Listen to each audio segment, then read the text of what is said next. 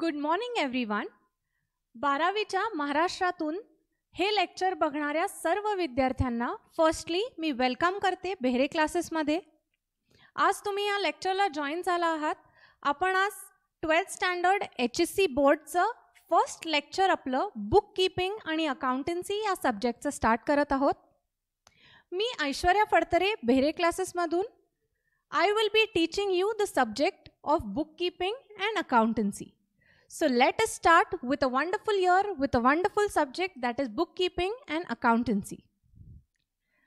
आता आपण स्कूलमध्ये जेव्हा असतो तेव्हा आपल्याला अकाउंट्सबद्दल कॉमर्सबद्दल माहिती असते का?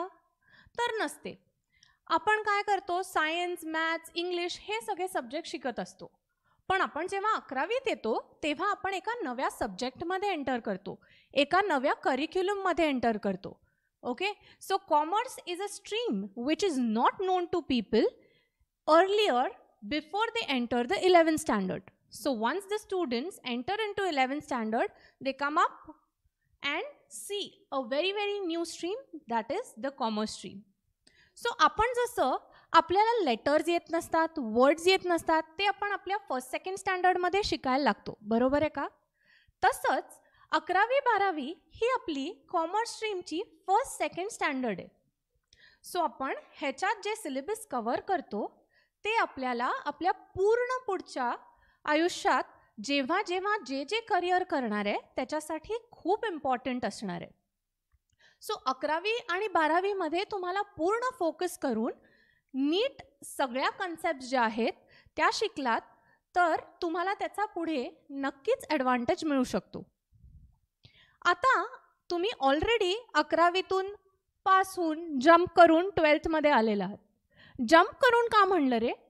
जम्प करून म्हणलं बिकॉज परीक्षा तर झाली नाही, सगळे पास झाले, सगळे पुढच्या स्टँडर्डमध्ये आले. Okay, so finally ending the first standard of your commerce you have now entered into 12th standard. So again, this is also a base which we have to create. आधी काय झालं, आधी काय केलं, 11th टाइमपास इयर कसं घालवलं हे आपल्यासाठी important नाही आहे. ह्याच्या पुढे आपण काय करणार आहोत हे आपल्यासाठी खूप इम्पॉर्टंट आहे. आपल्यातल्या बऱ्याच लोकांना पुढे करिअरमध्ये जाऊन BBA, MBA, CA, CS असे कुठलेही कोर्सेस ऑप्ट करायचे असतील. हे कोर्सेस तुम्ही ऑप्ट करताना बेसिकली तुम्हाला अकाउंट्सचा बेस तुमचा पक्का असणं खूप इम्पॉर्टंट आहे. आणि मी तुम्हाला अश्योर करते की तुम्ही ही लेक्चर्स सिन्सिअरली जर पाहिलीत तर डेफिनेटली तुम्हाला अकाउंट्सची आवड तर नक्कीच निर्माण होईल, but you will also become experts of accounts just in a few days. Okay, so now moving on to our introductory part of book keeping and accountancy. So the first question which comes to my mind when I'm interacting with you is, do you know your subject well? तुम्ही 1 वर्ष झालं accounts शिकताय, पण तुम्हाला माहिती आहे का रे नक्की accounts म्हणजे काय? कुणाकडून तुम्ही शिकला आहात?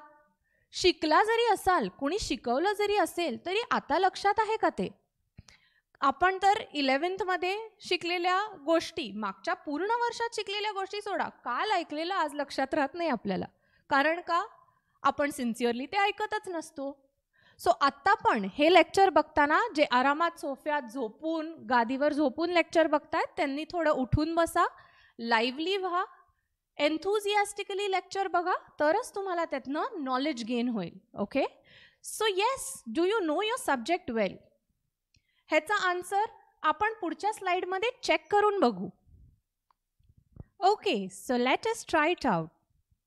इथे आपल्याला आहे DR आणि CR हे शॉर्ट फॉर्म्स आपण अकाउंट्समध्ये खूप वेळा वापरले.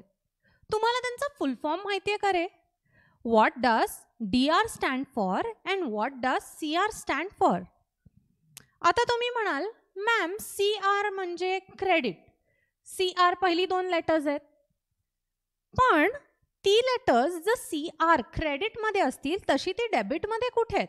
डेबिटची पहिली 2 लेटर्स तर आहेत D आणि E. So then why DR and why CR? आता कोणी कोणी म्हणतील it is debtor and creditor. हे बरोबर आहे का? तर सॉरी, हे दोन्ही आन्सर्स जी आहेत ती ॲब्सल्युटली रॉंग आहेत. सो देन आपण इतके वेळा वापरलेले हे दोन छोटे वर्ड्स DRCR ही दोन नोटेशन्स ॲक्च्युली कशासाठी स्टँड फॉर करतात? What do they mean? What is the full form? हे आपल्याला माहितीच नाही आहे. सो आपण ह्याचं उत्तर शोधायला पाहिजे. मे बी कधीतरी ऐकलं असेल, मे बी कधीतरी कुणीतरी बोललं असेल, किंवा मे बी आपण बॉदरच केलं नाही आहे. सो आता काय करायचं? तर आता आपण ह्याचा आन्सर फाइंड आउट करू. But till then keep thinking. We'll discuss this at the end of the lecture. Okay, so लेक्चरच्या एंडला आपण ह्याचा आन्सर डिस्कस करणार आहे. तोपर्यंत keep on thinking about it. चला, हा ट्राय जाऊ दे. अजून एक क्वेश्चन आहे, त्याला ट्राय करून बघू. So the next question we have in front of us is, how is closing stock valued? How is closing stock valued? Closing stock म्हणजे काय? आता पहिलं ते विचारा. हां, ओके. सो क्लोजिंग स्टॉक म्हणजे काय? आपल्याला फायनल अकाउंट्समध्ये एक ॲसेट व्हॅल्यू करायला यायचा. Stock, the goods remaining with us, the stock remaining with us at the end of the year is called as closing stock. So या क्लोजिंग स्टॉकचं आपण valuation कसं करायचं? तुम्हाला आठवत असेल तर जो 11th स्टँडर्डचा लास्ट टॉपिक तुम्ही केला असेल फायनल अकाउंट्सचा, त्या फायनल अकाउंट्सच्या टॉपिकमध्ये ॲडजस्टमेंट यायची. Market value of the stock is 40,000, cost price of the stock is 30,000, अशी ॲडजस्टमेंट यायची आपल्याला. आपण यातल्या कोणत्या व्हॅल्यूला स्टॉक व्हॅल्यू करायचो? सगळ्यांना माहिती आहे की 40,000 मार्केट व्हॅल्यू, 30,000 कॉस्ट प्राइस असेल तर दोन्ही मधली कमी व्हॅल्यूला व्हॅल्यू करायचं. कुठल्या व्हॅल्यूला व्हॅल्यू करायचं? 30,000 व्हॅल्यूला व्हॅल्यू करायचा स्टॉक. बरोबर आहे का? सो आपल्याला हे तर माहिती आहे की stock is valued at cost or market value, whichever is lower. पण हे का बरं करायचं असं व्हॅल्युएशन? हे माहिती आहे का तुम्हाला? तुम्हाला चुकून थोडंसं आठवत असेल तर 11th स्टँडर्डचे जे फर्स्ट फ्यू लेसन्स आहेत, थिओरिटिकल लेसन्स, जे मॅक्सिमम स्टुडंट्स इग्नोर करून टाकतात, मॅक्सिमम स्टुडंट्स ज्याच्याबद्दल बॉदर करत नाहीत, त्या थिओरीच्या एका लेसनमध्ये असं दिलं होतं की there are various principles of accounting. आठवत आहेत का थोडीफार principles?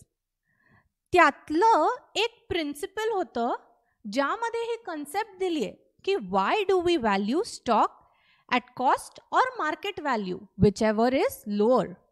So that principle is the principle of conservatism.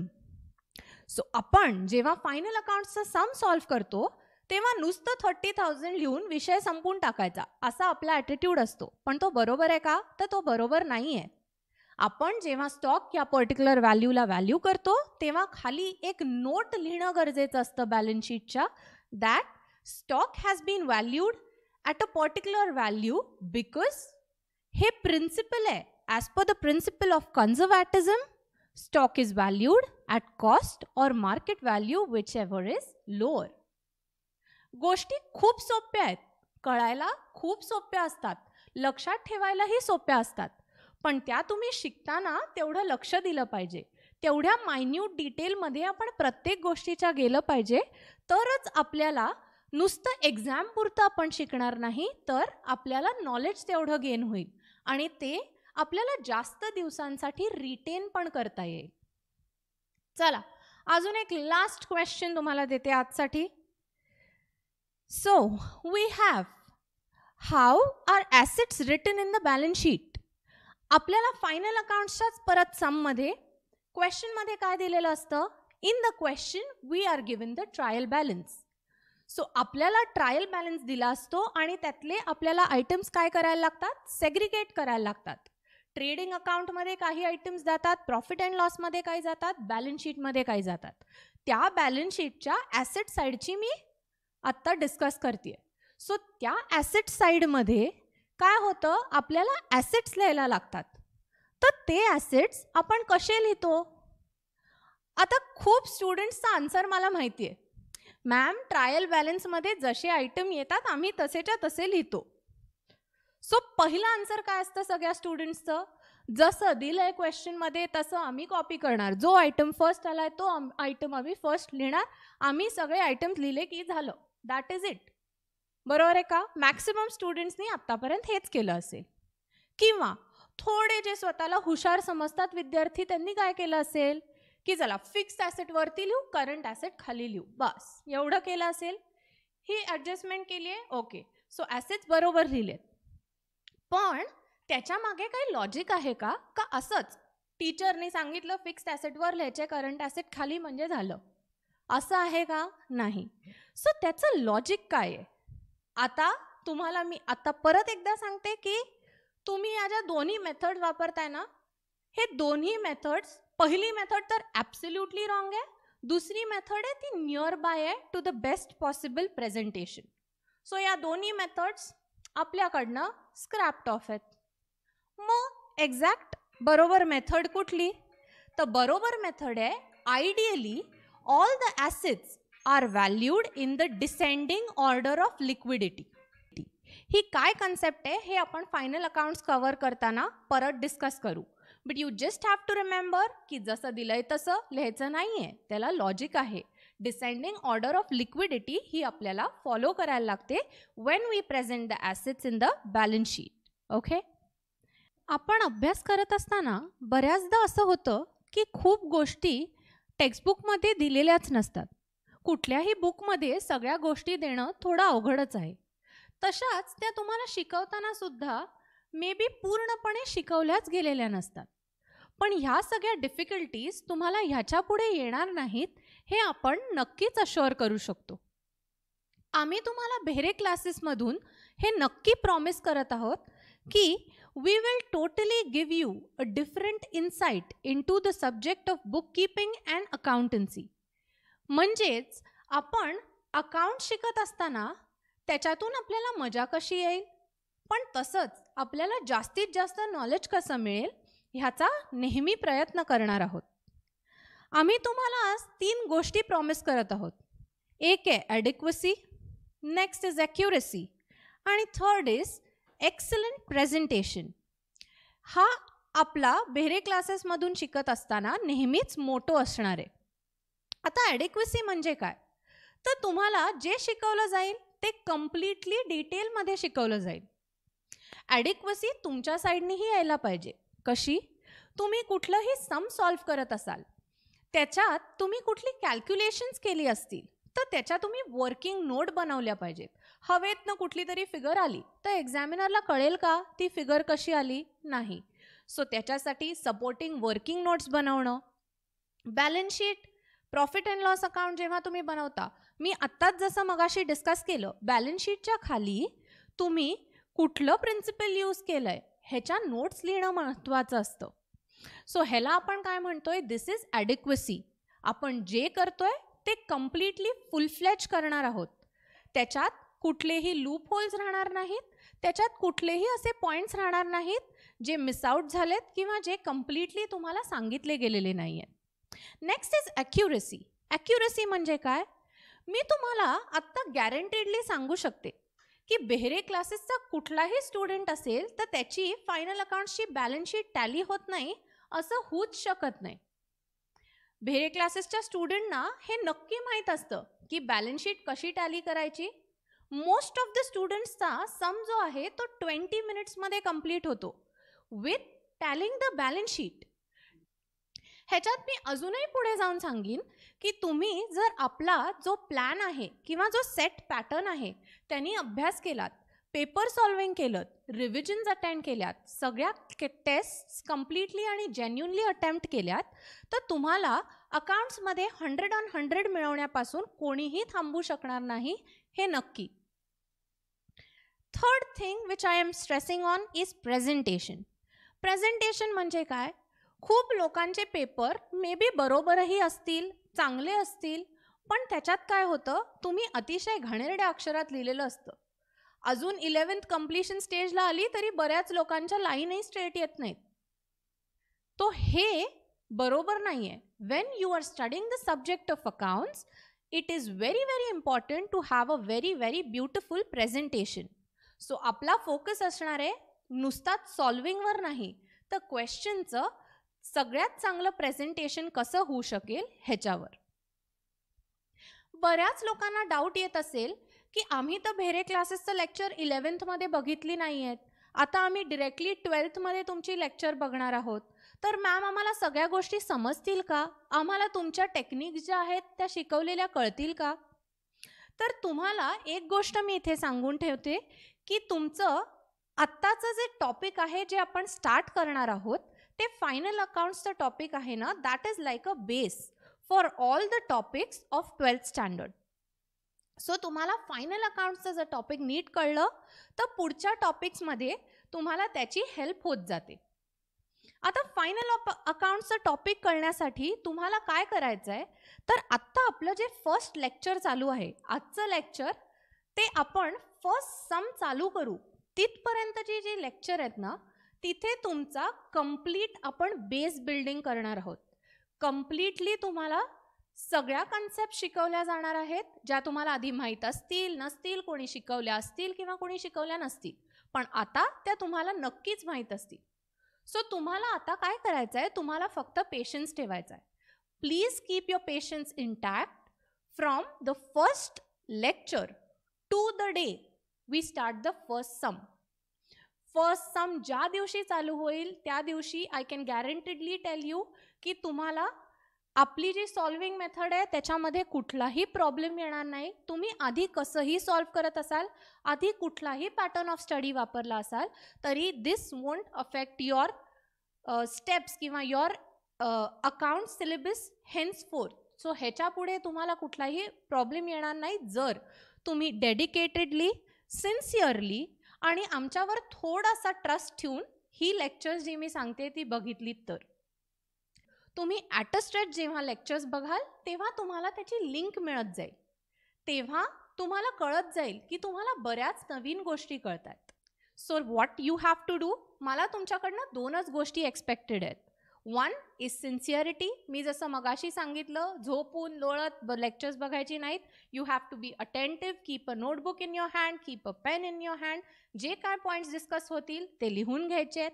Similarly second thing is you have to trust. कुणीतरी समोर येऊन बोलतंय म्हणून, कुणीतरी सांगितलंय म्हणून ऐकत बसलं असं करायचं नाही. यू नीड टू ट्रस्ट की whatever is being taught in the best possible way. Okay, so coming back to the question with which we started. जो पहिला क्वेश्चन होता आपला की DR आणि CR ह्याचा फुल फॉर्म काय आहे, तर the answer for that is DR stands for debit record and CR stands for credit record. So I hope today you got to learn something new. What is the full form of the two notations you have been using since many days? इतके दिवस आपण वापरत होतो त्यातलं DR आणि CR म्हणजे नक्की काय, तर debit record and credit record. Now one more last question for the day is, तुम्हाला माहिती आहे का की लेजरचा आयडियल फॉर्मॅट कसा असतो? Ledger, profit and loss account, balance sheet या सगळ्याचं आयडियल प्रेझेंटेशन कसं असतं? तुम्ही म्हणाल हे प्रेझेंटेशन आहे, particulars column, amount column, okay this is the perfect presentation असं तुम्ही म्हणाल. पण ह्याच्यात पण काही छोट्या गोष्टी असतात ज्या या प्रेझेंटेशनला आयडियल प्रेझेंटेशन बनवू शकतात किंवा खूप चांगलं प्रेझेंटेशन बनवू शकतात. सो दोज पॉइंट्स आर, आपण जर नोट केलं तर ही आपल्याला इथे डबल लाईन दिसते. सिमिलरली तशीच एक डबल लाईन आपल्याला सेंटरला पण दिसते, बरोबर आहे का? सो ह्या डबल लाईन्स का बरं बनवलेल्या असतात, हा पण एक क्वेश्चन आहे which needs to be thought about. आपण जर बघितलं तर तुम्हाला ह्यापुढे असे खूप क्वेश्चन्स येत राहतील. लेक्चरमधून खूप छोटे छोटे पॉइंट्स कळत जातील जे आधी तुम्हाला कधी नोटीसच झाले नव्हते, कधी कळलेच नव्हते किंवा कोणी सांगितले नव्हते. तर हे पॉइंट्स जे असतील ना ते तुमच्यासाठी खूप क्रुशियल आहेत. ते तुम्ही व्यवस्थित लक्षात ठेवून त्यांचं नोट करून कुठेतरी हायलाईट करून ठेवून तुम्हाला ते परत परत रेफर करायचे आहेत, कारण ह्या छोट्या छोट्या पॉइंट्समधनं तुमचं नॉलेज जे आहे ते स्टँड आउट होऊ शकतं. So we will now be starting with the subject of the Maharashtra HC Board Standard 12. The subject is called as bookkeeping and accountancy. So हा बुककीपिंग आणि अकाउंटन्सीचा सब्जेक्ट चालू करताना तुमच्या नेक्स्ट लेक्चरमध्ये आपण काय कव्हर करणार आहोत, तर इट विल बी जो तुमचा सब्जेक्ट आहे. आपण आज बघितलं सब्जेक्टमधल्या काही काही पॉईंट्स आहेत जे तुमचे कधीतरी मिसआउट झालेले, त्याच्यावर आपण आज ब्रीफिंग केलं. नेक्स्ट लेक्चरला आपण काय करणार आहोत, हा सब्जेक्ट एक्झॅक्टली काय आहे, त्याची first step to last step कशी असते, किंवा अकाउंट्स हे कसं करायचं असतं, ideally what is the subject of bookkeeping and accountancy, हे आपण कव्हर करणार आहोत. सो बुककीपिंग अँड अकाउंटन्सी सगळ्यांनाच आठवत असेल की 11th स्टँडर्डमध्ये पहिल्या लेसनमध्ये एक डिफरन्स दिलेला. सो नेक्स्ट टाईमसाठी नेक्स्ट लेक्चरपर्यंत तुम्हाला एक होमवर्क करायचा आहे. आपली 11th स्टँडर्डची बुक काढायची आणि तो बुककीपिंग आणि अकाउंटन्सीचा जो डिफरन्स आहे ना, तो एकदा गो थ्रू करायचा आहे. If you attend my session for tomorrow, after going through that particular content, that is the distinguish of bookkeeping and accountancy, it will help you understand the next session in a very good way. Okay, so this was about today's lecture. तुम्हाला परत एकदा जाता जाता मला important गोष्ट जी सांगायची आहे ती आहे की Behere classes has been continuously focusing on its quality teaching. आत्ता आम्ही आमचं 40th इयर सेलिब्रेट करत आहोत. आत्तापर्यंत आमचे जे रिझल्ट्स आलेत, ज्या रँक्स आल्या आहेत, तशाच आम्हाला ह्याच्या पुढेही कंटिन्यू करायच्या आहेत. I know very talented people, very intelligent people, very hard working students must be watching this lecture. So हे लेक्चर बघत असताना you must always remember that you also bring up a good rank or you bring up 100 on 100 marks in the subject of accounts. I will give it my best shot to deliver you the best lectures possible, but similarly, you have to put in your efforts to work hard, to practice more, and to keep up with the motivation to score 100 on 100 marks in the subject of accounts.